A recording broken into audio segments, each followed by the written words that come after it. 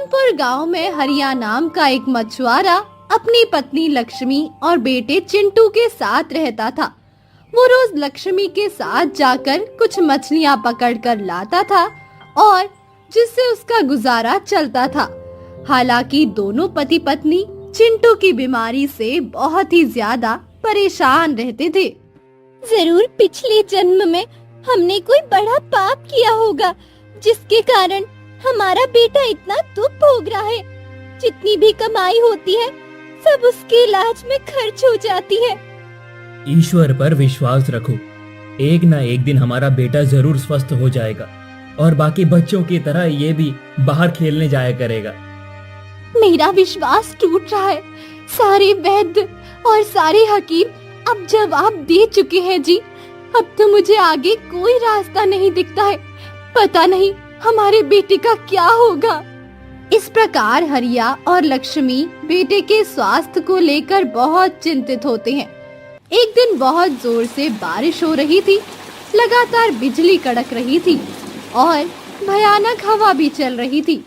इधर चिंटू की तबीयत बहुत ज्यादा खराब होने लगी। माँ, मुझे बहुत तकलीफ हो रही है। तुम कहीं मत जाओ, मेरे पास बैठो। माँ, मुझे बहुत डर लग रहा है। हाँ मेरे बच्चे, मैं यही हूँ तुम्हारे पास। तुम्हारी माँ तुमको छोड़कर कहीं नहीं जाएगी। तुम बिल्कुल चिंता मत करो बच्चे, मैं तुम्हें पानी पिला देती हूँ। तुम आराम से सो जाओ। हरिया और लक्ष्मी बेटे के पास बैठे हुए थे। इस मौसम में बहुत सारी मछलियां मिलेंगी। सारे मछुआरे नदी पर मछली पकड़ने गए होंगे। हमें भी जाकर मछलियां पकड़कर लाना चाहिए। कैसे पिता हो तुम? हाँ, तुमको मछलियों की चिंता है और अपने बेटे की नहीं। मैं तो अपने बेटे को छोड़कर कहीं नहीं जा रही हूँ। तुम्हें जाना है मछली पकड़ने तो तुम चले जाओ। अरे मैं तो चिंटू के लिए ही कह रहा हूँ। अगर मछलियां नहीं पकड़ेंगे तो इसका इलाज कैसे कराएंगे और उसको क्या खिलाएंगे? अगर तुम नहीं जाना चाहती तो मत जाओ, मैं अकेले ही जाता हूँ। तुम यहीं बैठकर चिंटू की देखभाल करो। मौसम खराब है, नदी में ज्यादा दूर मत जाना और जल्दी से जल्दी घर वापस आ जाना। मैं और चिंटू तुम्हारी राह देखेंगे जी। हरिया जाल लेकर नदी की तरफ निकल पड़ता है। वो नदी में कई बार पानी में अपना जाल डालता है पर उसे एक भी मछली नहीं मिलती। ऐसा लगता है कि सारी मछलियां नदी से ही गायब हो गई हूँ, एक भी हाथ में नहीं आई। एक बार नदी की गहराई में जाकर देख लेता हूँ, शायद कुछ मछलियां मिल जाएं। हरिया नदी में आगे बढ़कर गहराई की तरफ अपना जाल फेंक देता है। जब वो वापस खींचने की कोशिश करता है तो जाल काफी भारी लगता है। लगता है कोई बड़ी मछली जाल में फंस चुकी है। हाँ, आखिरकार मेरी मेहनत रंग लाई। यहाँ से खाली हाथों नहीं जाऊंगा। हरिया पूरी ताकत से जाल को अपनी ओर खींचता है कि तभी अचानक से जाल हल्का हो जाता है। हरिया गिरते गिरते बचता है और तभी नदी में से एक बहुत ही भयानक दैत्य बाहर आता है। अरे ये क्या? मैं तो मछली समझ रहा था, लेकिन ये तो बहुत बड़ा दैत्य निकला। कहीं ये मुझे खा ना जाए। दैत्य को देखकर हरिया को चक्कर आने लगता है। वो वहीं पर बेहोश हो जाता है। थोड़ी देर बाद जब उसे होश आता है तब वो देखता है कि दैत्य उसके बगल में ही खड़ा है। मुझे छोड़ दो, मैं तो छोटा सा मछुआरा हूँ। मुझे खाकर तुम्हें क्या मिलेगा? मेरे परिवार को मेरी बहुत जरूरत है। ऐसा मत करो।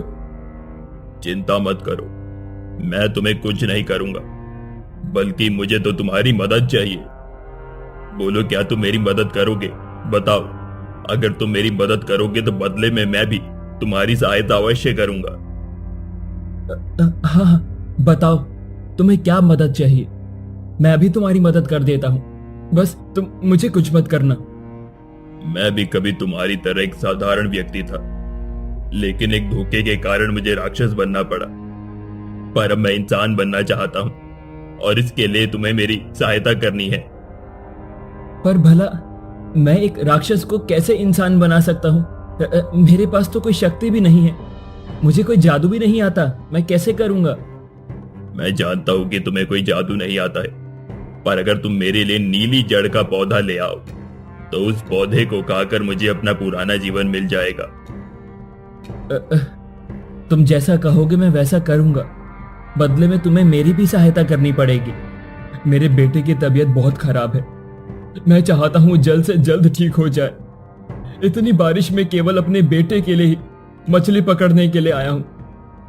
तुम चिंता मत करो, मैं अभी पानी की गहराई में जाकर तुम्हारे लिए बहुत सारी मछलियां पकड़ कर लेकर आता हूँ। इतना कहकर राक्षस पानी के अंदर चला जाता है और कुछ देर बाद जब वो बाहर आता है तो उसके हाथ में बहुत सारी मछलियां होती है। मछलियों को देखकर हरिया बहुत प्रसन्न होता है। अगर तुम वो पौधा लाने में सफल रहे तो मैं तुम्हारे बेटे की बीमारी भी ठीक कर दूंगा और साथ ही तुम्हें बहुत सारा धन भी दूंगा। हे दैत्य, मुझे बताइए वो नीली जड़ का पौधा कहाँ मिलेगा? मैं अभी जाकर वो पौधा लेकर आता हूँ। यहाँ से उत्तर दिशा की ओर जाने पर तुम्हें एक भारी जंगल पड़ता है। उसी जंगल में एक तांत्रिक की गुफा है। तुम उस गुफा के सामने जाना और वहां जाकर ये मंत्र पढ़ना। चुप है पत्थर, बंद है बातें, रहस्य छुपा है सातों परतों के साथ है। जो जाने समय की चाल, उसके लिए खुले ये भाल। ठीक है, मैं समझ गया कि मुझे क्या करना है। तुम बिल्कुल भी चिंता मत करो। मैं अभी जाता हूं और तुम्हारा काम पूरा करके ही वापस लौटूंगा। अब तुम्हें इंसान बनने से कोई नहीं रोक सकता। ध्यान रखना, तुम्हारे मंत्र पढ़ने से दरवाजा खुल जाएगा और तुम अंदर जा पाओगे। ध्यान रखना, उस तांत्रिक की नजर तुम पर नहीं पड़नी चाहिए, नहीं तो तुम बड़ी मुसीबत में फंस जाओगे। हरिया अपनी मछलियों को वहीं छोड़ उत्तर दिशा की तरफ निकल जाता है। काफी दूर चलने के बाद वो डरावने जंगल में पहुंच जाता है जहां चारों तरफ से जानवरों की आवाज आ रही थी। हरिया को बहुत डर भी लग रहा था। इतनी दूर चलते चलते अभी तक ये तांत्रिक की गुफा नहीं मिली है। अब मुझे वापस जाना चाहिए। ये जंगल मुझे ठीक नहीं लगता।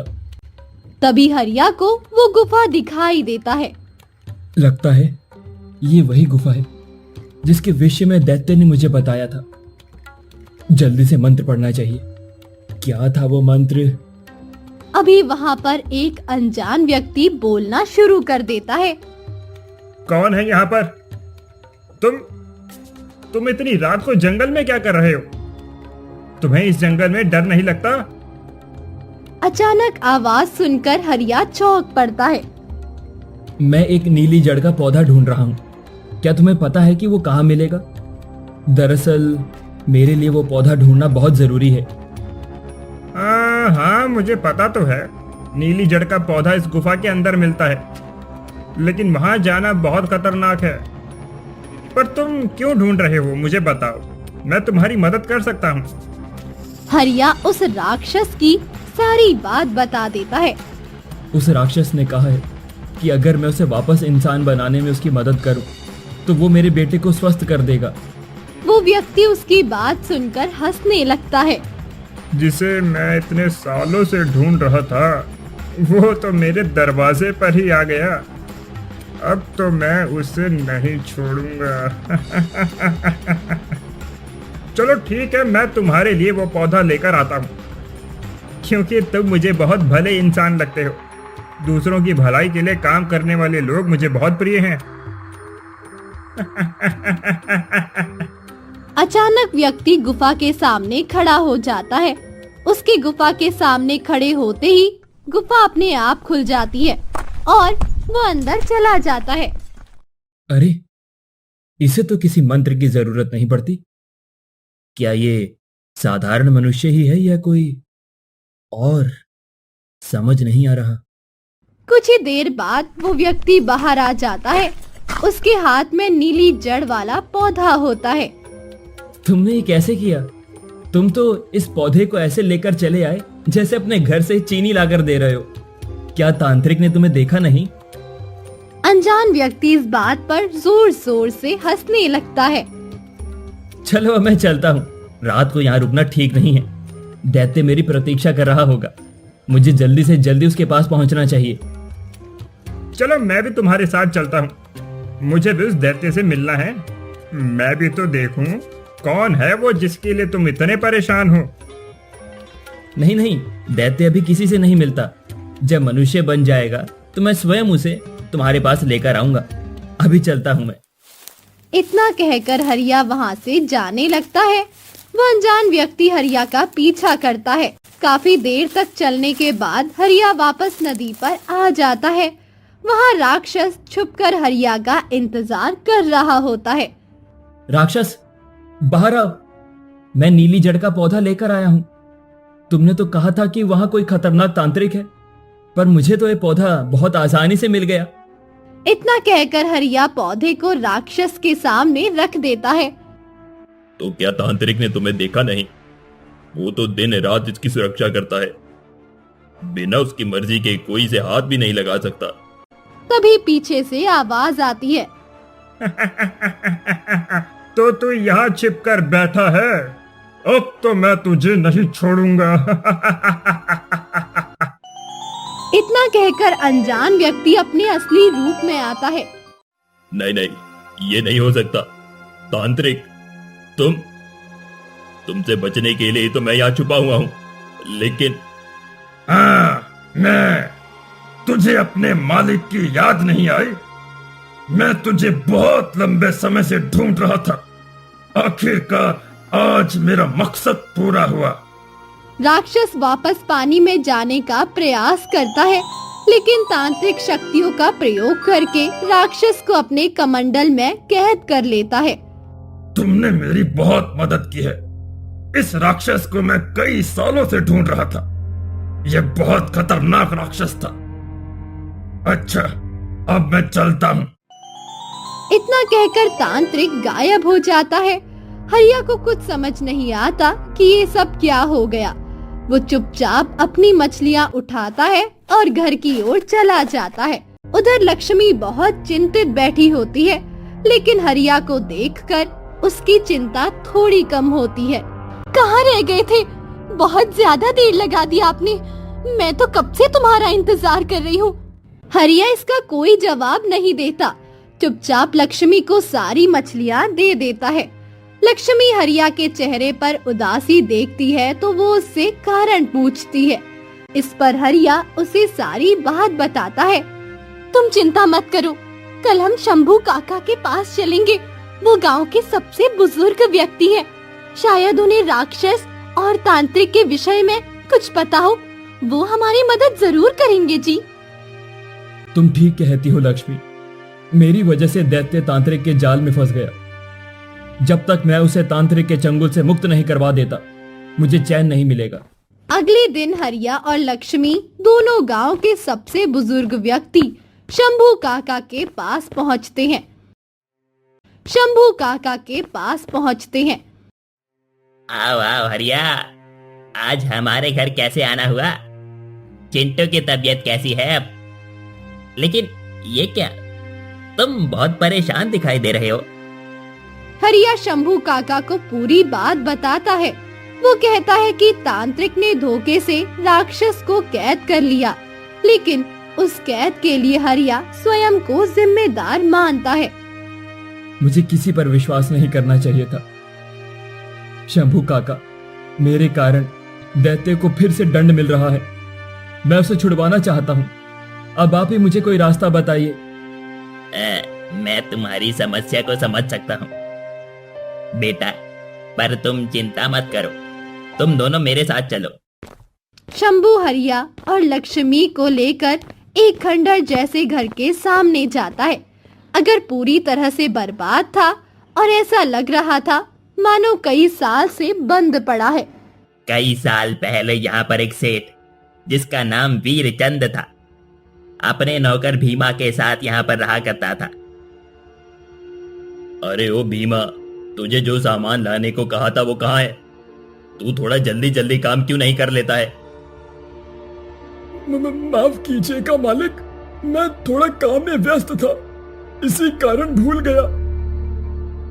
अरे आजकल तो कुछ ज्यादा ही भूलने लगा है। अगर अब की बार कुछ भूला ना तो तेरी दोनों टांगे तोड़ दूंगा। और तुझे गधा बना दूंगा, समझा?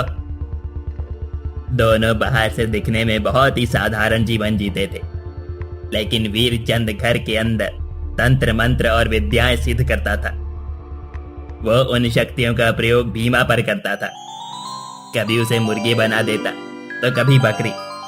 इस कारण भीमा को बहुत तकलीफ होती थी।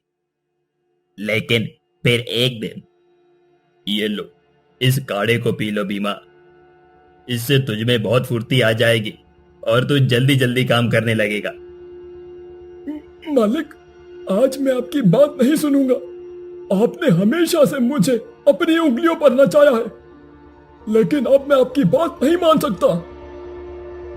तुझे एक बार में बात समझ नहीं आती और मेरी बात नहीं मानेगा?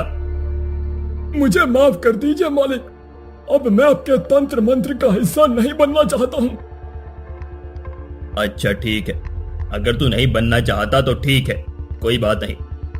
पर अगर तू ये काढ़ा पी लेगा तो मैं तुझे हमेशा के लिए आजाद कर दूंगा। इसे पीकर तू बहुत शक्तिशाली हो जाएगा।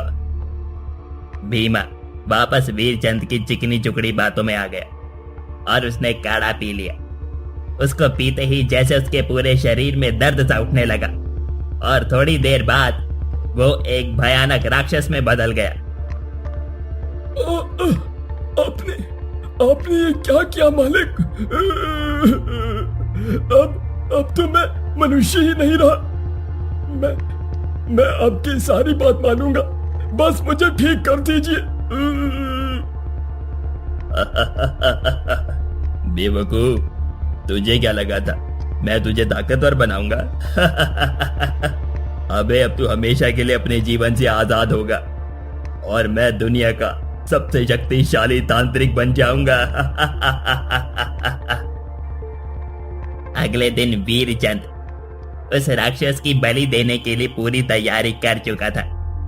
पर उसी रात को जब वीरचंद सो रहा था, तब राक्षस वहां से भाग निकला और नदी में जा छिपा। आज भी वो नदी की मछलियां खाकर जीवित रहता है। क्या कोई तरीका नहीं है जिससे तांत्रिक को हराया जा सके और भीमा को फिर से साधारण जीवन मिल सके? कोई भी मनुष्य अमर नहीं होता है। जो शक्तिशाली होता है उसकी कोई ना कोई कमजोरी अवश्य होती है। हमें वही ढूंढकर तांत्रिक को हराना होगा। तीनों लोग तांत्रिक के खंडर हुए घर की तलाश में लग जाते हैं। काफी देर खोजने के बाद उन्हें कुछ नहीं मिलता। ये देखो, मुझे एक किताब मिली है, पर मुझे इसकी भाषा समझ नहीं आ रही। काका, आप इसे देखकर कुछ बताइए ना। लक्ष्मी वो किताब शंभू को दे देती है। इस किताब में लिखा है कि अमावस की रात को भयानक दैत्य की बलि देने से बहुत अधिक शक्तियां मिलती हैं। आज रात ही तो अमावस है। आज रात वो राक्षस की बलि देकर बहुत शक्तिशाली हो जाएगा। मुझे तुरंत तांत्रिक गुफा के लिए निकलना पड़ेगा। उस तांत्रिक से सावधान रहना, वो बड़ा मायावी है। मुझे कुछ विद्याएं आती हैं, मैं तुम्हें सिखा देता हूँ जो तुम्हारे बहुत काम आएंगी। शंभू उसे कुछ मंत्र सिखाता है। मैं भी चलती हूँ तुम्हारे साथ। मैं तुम्हें अकेले नहीं जाने दूंगी। वो तांत्रिक बहुत खतरनाक है। वो कुछ भी कर सकता है, कुछ भी। तुम चिंता मत करो, मैं उस तांत्रिक को हराकर जल्द वापस आऊंगा। अगर मैं ना लौटूं तो चिंटू का अच्छे से ध्यान रखना। ये सुनकर लक्ष्मी की आंखों में आंसू आ जाते हैं। हरिया बिना देरी किए वहां से निकल जाता है। चलते चलते वो जंगल के अंदर प्रवेश कर जाता है और तांत्रिक की गुफा के सामने पहुंच जाता। चुप है पत्थर, बंद है बातें, रहस्य छुपा है सातों परतों के साथे। जो जाने समय की चाल, उसके लिए खुले ये भाल। गुफा का दरवाजा बड़ी तेज आवाज के साथ खुलता है। हरिया अंदर चला जाता है। अंदर बहुत ही भयानक माहौल था। चारों तरफ कंकाल पड़े थे। ये देखकर हरिया काफी ज्यादा डर रहा था। जरूर कुछ गड़बड़ है। ये तो गुफा का अंत है और अभी तक तो मुझे तांत्रिक या राक्षस का कोई भी सुराग नहीं मिला। शंभू काका ने कहा था कि वो तांत्रिक बहुत मायावी है। मुझे वही करना चाहिए जो उस किताब में लिखा था। हरिया गुफा के अंदर ही दीवार को देखता है। और जैसे ही वो दीवार को अपने हाथ से छूता है, एक बड़ी ही भयानक आवाज सुनाई पड़ती है। कौन है जो मुझे पार करना चाहता है? मेरे सवाल का जवाब दिया तो तुम इस दीवार के पार चले जाओगे, और अगर जवाब नहीं दे सके तो मैं तुम्हें हमेशा के लिए इसी गुफा में बंद कर लूंगा। पूछो, तुम क्या सवाल पूछना चाहते हो? मैं तुम्हारे सारे सवालों के जवाब देने के लिए तैयार हूँ। ठीक है, तो सुनो। ना तोलो इसे सोने में, ना मिलता है ये बाजार, जिसके पास ये होता है वही होता समझदार। इस प्रश्न का उत्तर ज्ञान है। वैसे तो ज्ञान अनमोल होता है और किसी बाजार में नहीं मिलता, पर जिसके पास भी ये होता है वो सबसे ज्यादा समझदार माना जाता है। तुम यहाँ से अंदर क्यों जाना चाहते हो? इस गुफा में आने का उद्देश्य मुझे बताओ। मेरा एक मित्र है जो मुसीबत में फंस गया है और मुझे उसकी मदद करनी है। तुम्हारी नीयत अच्छी है, इसीलिए मैं तुम्हें अंदर जाने दे रहा हूँ। इतना कहने के बाद बहुत तेज आवाज होती है और दीवार गायब हो जाती है। हरिया अंदर चला जाता है। अंदर जाकर वो एक पत्थर के पीछे छुपकर देखने लगता है। मैंने इस बार तुझे जादू से बांधा है कि तू अब कहीं नहीं भाग पाएगा। तुम ऐसा क्यों कर रहे हो? मुझे जाने दो, मैं तुम्हें कभी परेशान नहीं करूंगा। तुझे जाने दूं? अरे तू तो मेरे लिए सोने का अंडा देने वाली मुर्गी है। तेरे कारण ही तो मैं आज इतना शक्तिशाली तांत्रिक बना हूं। मुझे बांधकर तुम्हें क्या मिलेगा? मुझे छोड़ दो, मैं एक साधारण जीवन जीना चाहता हूं। आज अमावस्या की रात है।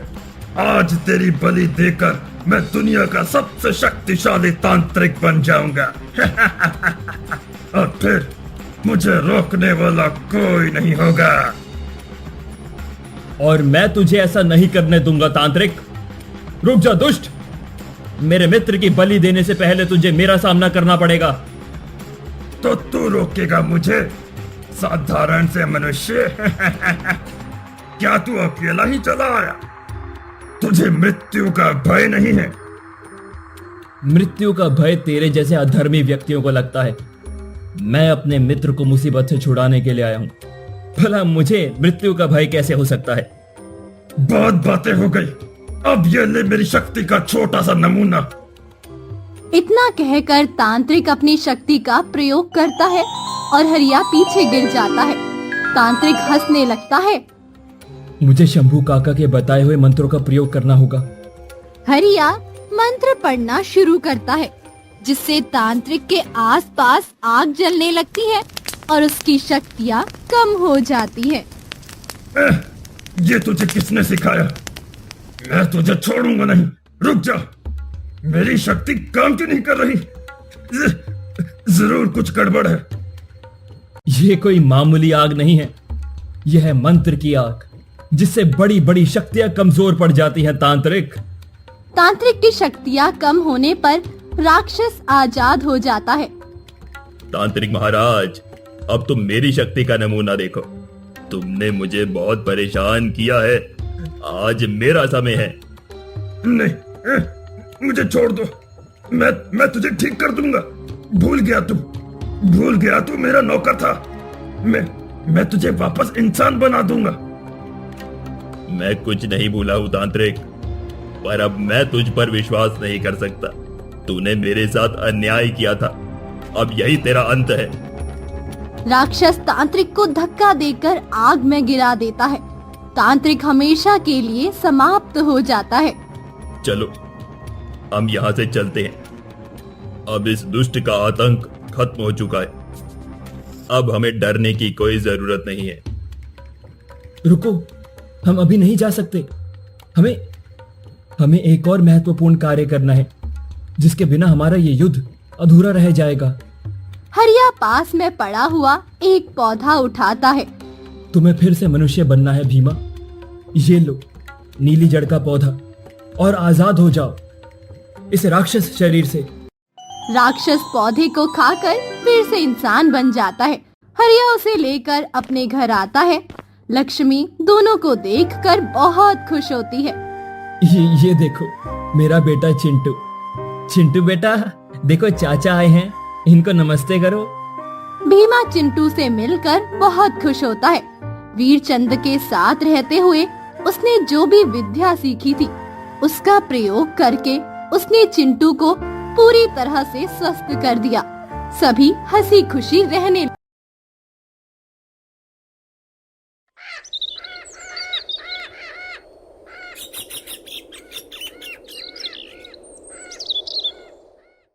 सुनो ना, आज जब मैं खेलने गई थी सब मुझे तंग कर रहे थे क्योंकि मैं रोज वही एक ही शर्ट पहनकर जाती हूँ। पापा तुम मुझे एक शर्ट दिला दो, बस एक ही, ज्यादा नहीं।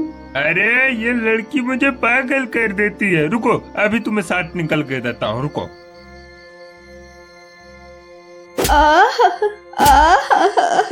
मुझे मत मारो, मुझे मत मारो, मैं फिर नहीं कहूँगी। आप कैसे हैं काका? काफी समय बाद आपको देखा। हाँ बस चल रहा है। और तू कैसी है? मैं ठीक हूँ काका, लेकिन आपको देखकर ऐसा लग रहा है कि आपकी तबीयत ठीक नहीं है। कुछ हुआ है क्या? हाँ, और मत पूछो तबीयत के बारे में। अरे अब शरीर पहले जैसे नहीं रहा, कैसे ठीक रहेगी तबीयत? अरे बहुत सा जीवन जी लिए, शरीर में अब बचा ही क्या है। बस इतना ही कह सकता हूँ कि तूफान और मुसीबतें झेलने के बाद तो अब मैं थक चुका हूँ और फिर परिवार में भी कोई शांति नहीं है। हाँ समझ रही हूँ, लेकिन जब इतना वक्त गुजार लिया है तो बाकी का समय भी अच्छे से गुजर जाएगा। बिल्कुल चिंता मत करो, हमेशा अच्छे विचार रखो तो देखोगे भगवान किसी न किसी तरीके से तुम्हारी मदद करेगा। हाँ बिल्कुल सही कहा तुमने, सच में। अरे भाई, मेरी उम्र से छोटी जरूर हो लेकिन तुझ में बहुत बुद्धि है।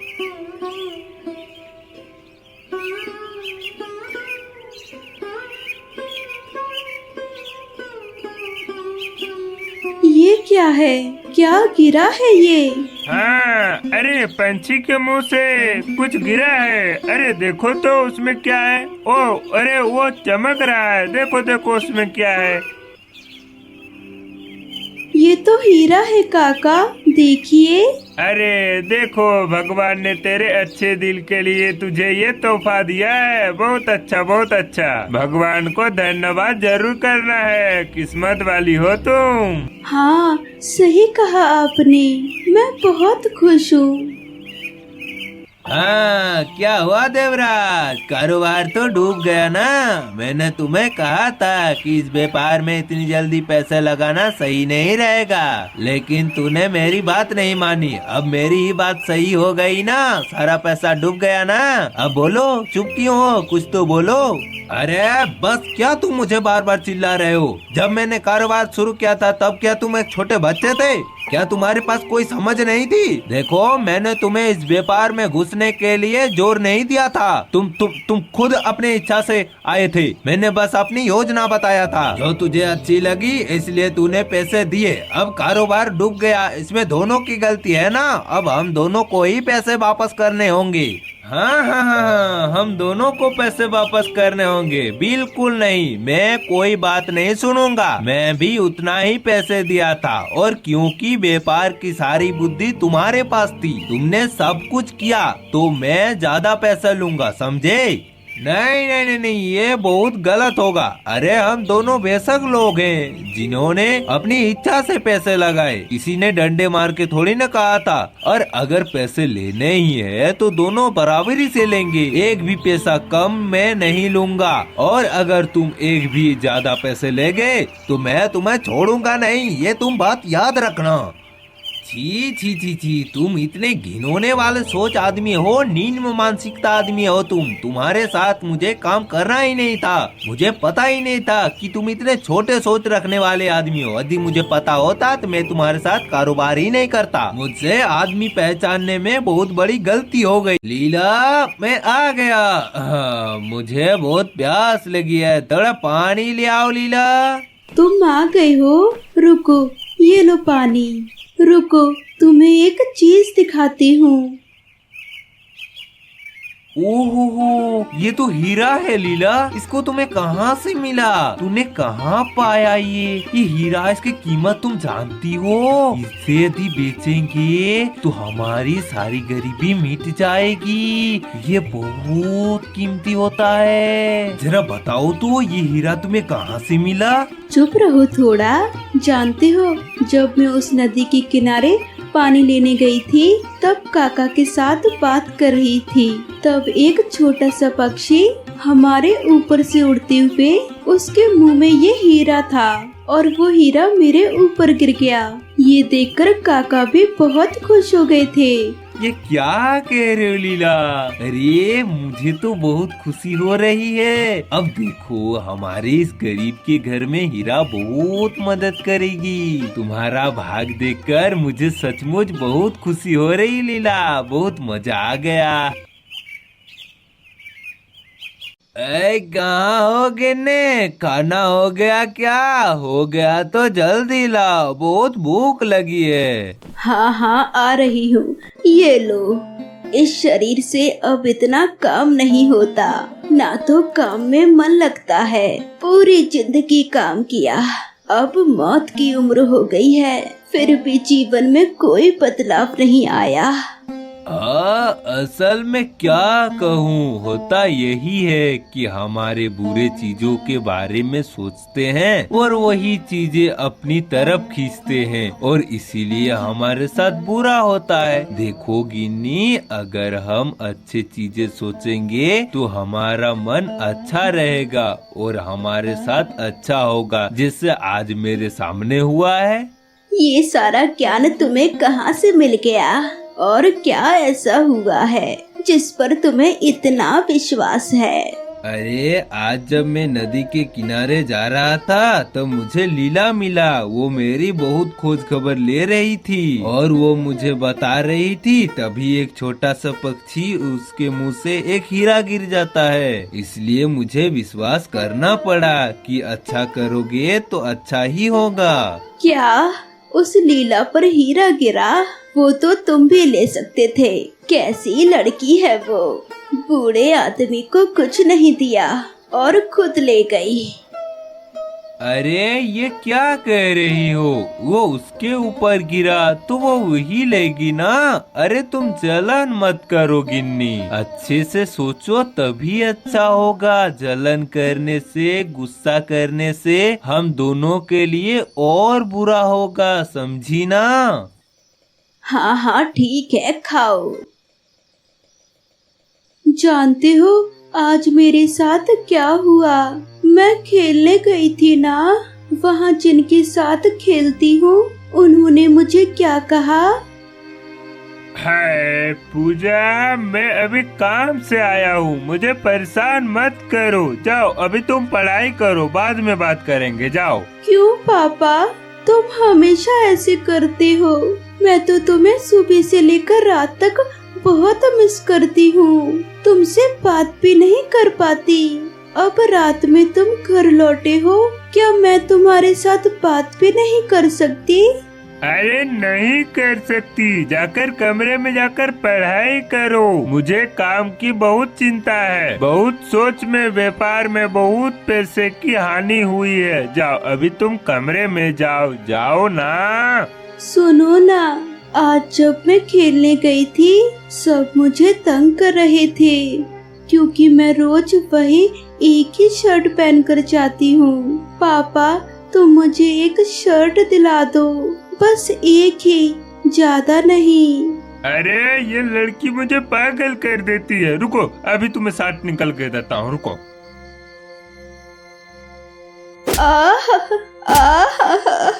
मुझे मत मारो, मुझे मत मारो, मैं फिर नहीं कहूँगी। ओहो, ये लड़की मुझे पागल कर देती है। अगर मम्मी होती तो पापा कभी मेरे साथ ऐसा नहीं करते, कभी नहीं। देवराज, देवराज घर पर हो?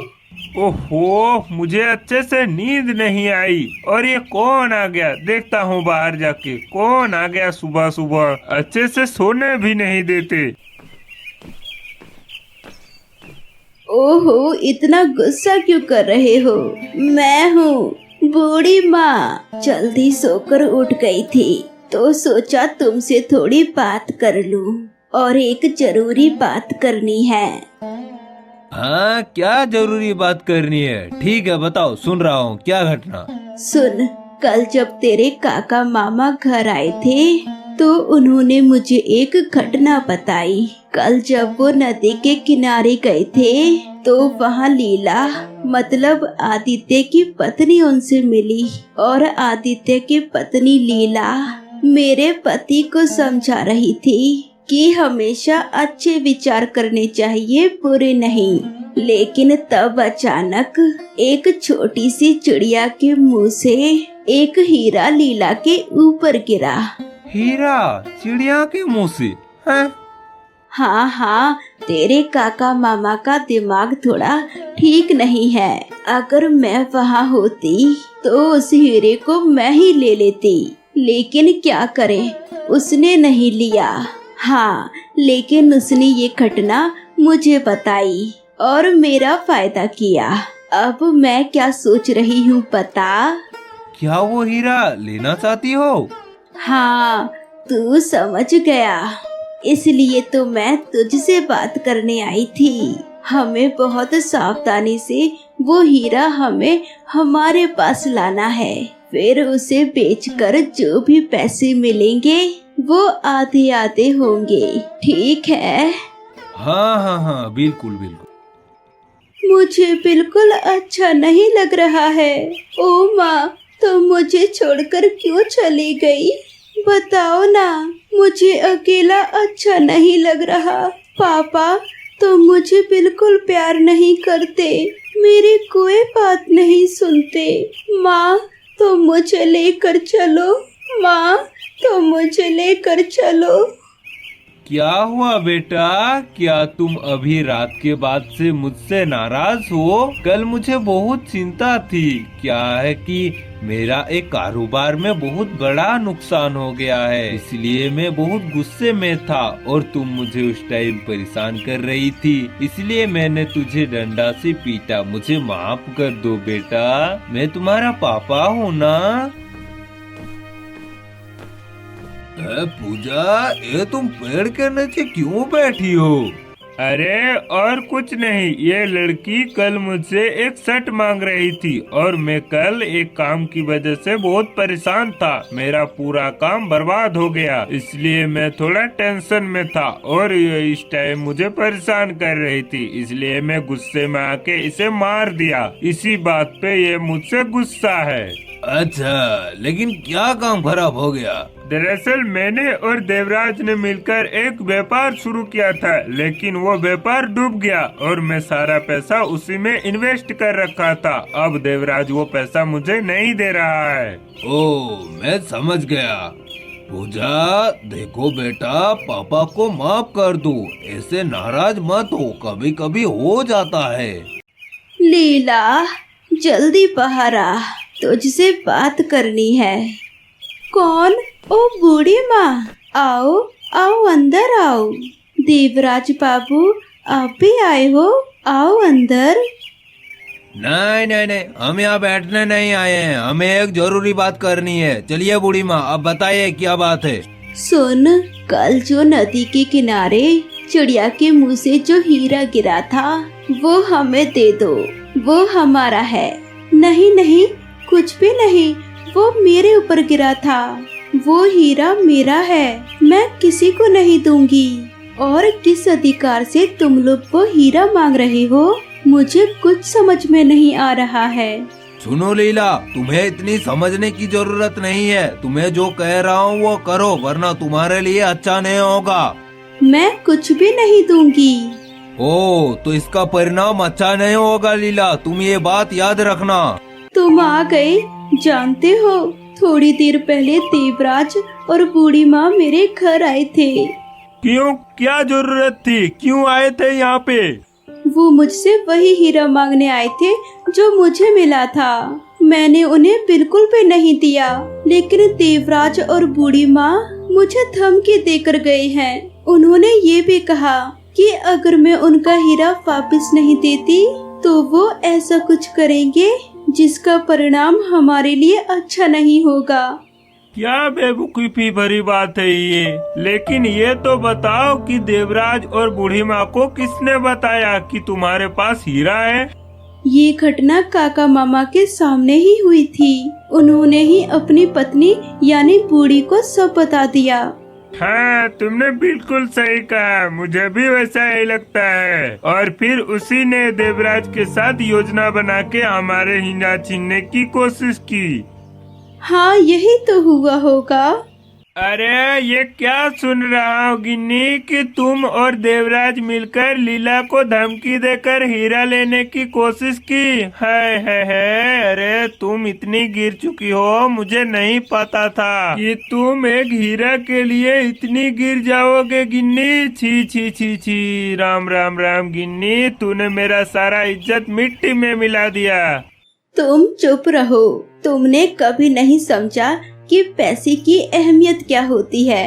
अब जो मैं कर रही हूँ उसमें मुझे रोको मत, और जो मैं कर रही हूँ वही सही है। वही हीरा मैं और देवराज लेकर रहेंगे। फिर उसे बेचकर जो भी पैसा मिलेगा वो आधा आधा होगा, समझे? अब मुझे अपना आखिरी वक्त अच्छे से गुजारना है।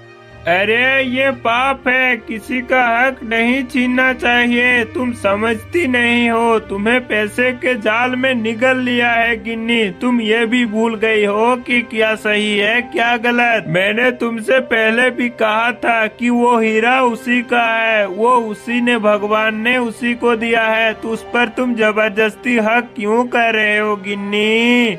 हाँ, कर रही हूँ, क्योंकि ज्ञान से पेट नहीं भरता, ज्ञान से सुख नहीं मिलता। अगर लीला इतनी अच्छी थी तो उसने वो हीरा तुम्हें क्यों नहीं दिया, बताओ? अरे तुम पागल हो गई हो क्या? पैसे ने तुम्हें अंधा बना दिया है, लेकिन मैं तुम्हें ये काम नहीं करने दूंगा गिन्नी। सुनो, अगर तुम मेरे रास्ते में आए तो मैं तुम्हें मुश्किल में डाल दूंगी। मैं जो कर रही हूँ उस काम में हस्तक्षेप मत करना। विक्रम, अरे ओ विक्रम, क्या तुम घर पे हो? थोड़ा बाहर निकलो विक्रम, मैं बहुत मुसीबत में फंस गया हूँ, मुझे तुम्हारी जरूरत है। यदि तुम फ्री हो तो थोड़े देर के लिए बाहर निकलो। अरे रे, कौन है दरवाजे के बाहर इतना शोर मचा रहा है? अरे आदित्य, क्या हो गया भाई? तुम इतना शोर क्यों मचा रहे हो? अरे बड़ी तुम परेशान दिख रहे हो, बताओ क्या हो गया तुम्हें? असल में मेरी पत्नी कल नदी के किनारे पानी लेने गई थी, तभी उसके शरीर के ऊपर एक पंछी ने हीरा छोड़ दिया। तो मेरी पत्नी ने उसे उठाकर घर ले आया, जिसे देखकर मैं भी बहुत खुश हुआ। लेकिन आज क्या हुआ कि जब मैं काम से घर वापस आया तो मेरी पत्नी ने लीला ने कहा कि देवराज और बूढ़ी माँ ने हमारे घर पे धमकी दे के गया है कि मैं उसे यदि वो हीरा ना लौटाऊं तो मेरे लिए अच्छा नहीं होगा। अब तुम ही बोलो, जब वो हीरा मेरे पत्नी को मिला है तो वो हीरा हम लोगों का ही हुआ ना, लेकिन देवराज और बूढ़ी माँ हमारे हीरा को जबरदस्ती धमकी दे के लेना चाहता है। क्या बात कर रहे हो? लेकिन देवराज को कैसे पता कि तुम्हारी पत्नी को हीरा मिला है? अरे दरअसल बात यह है कि हीरा गिरने वाली जो घटना है ना, वो काका मामा के सामने हुई थी। तो मुझे लगता है कि उन्होंने ही अपनी पत्नी को बता दिया होगा। फिर बुढ़िया ने देवराज को अपनी तरफ करके मेरे घर आ धमका धमकी देने।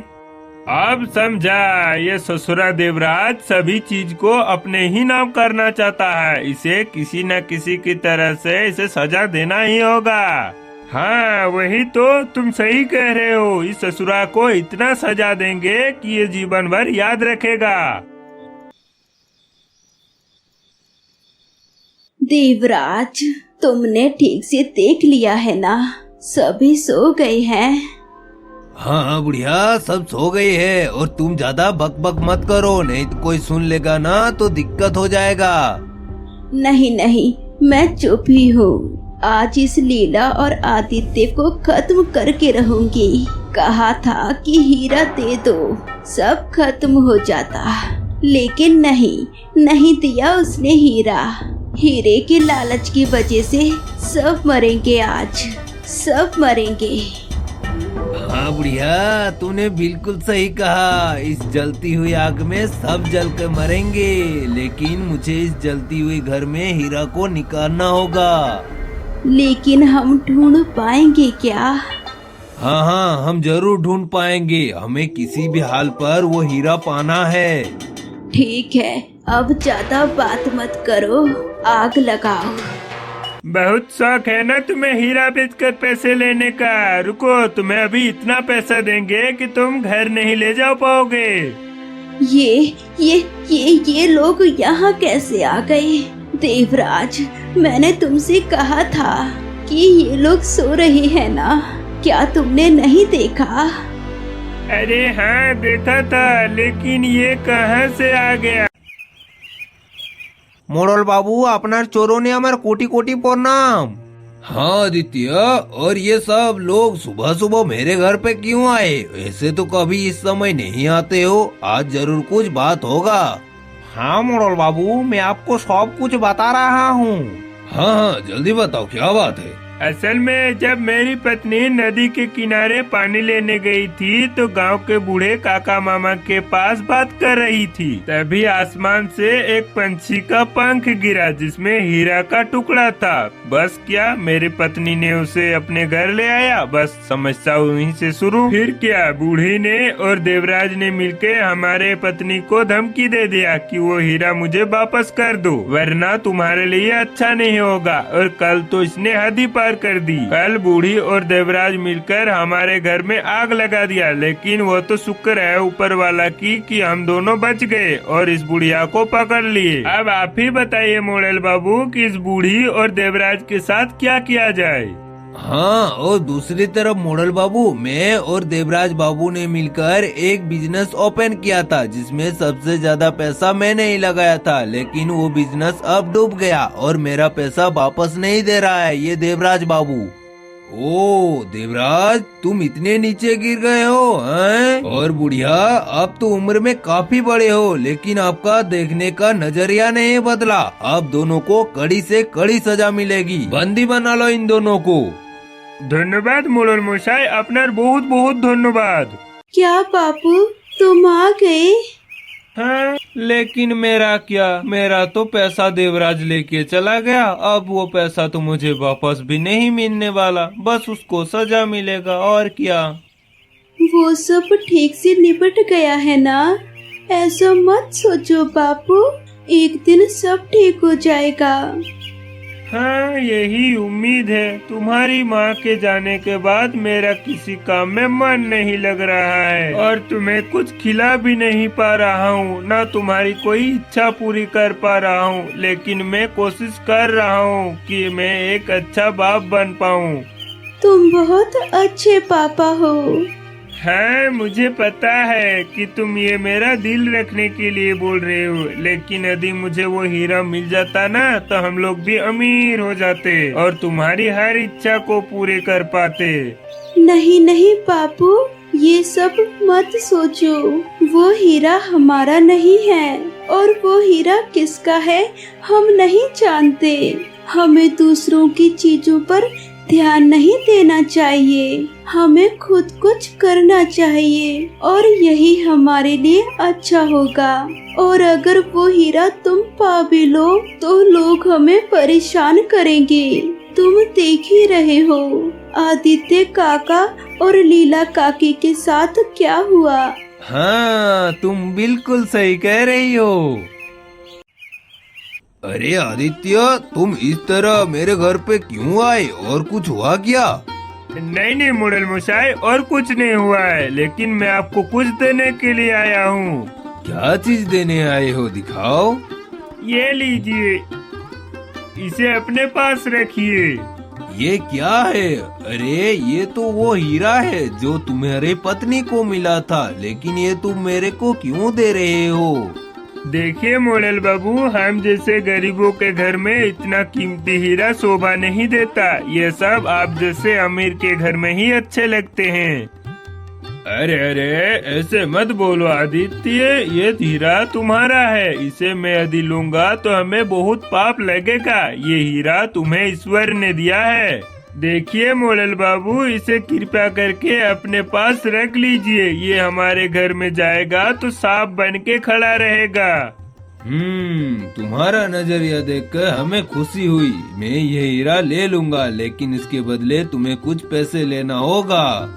हाँ, आपका बहुत बहुत धन्यवाद मोड़ल मशाई, आपने हमारी बहुत बड़ी समस्या का हल कर दिया।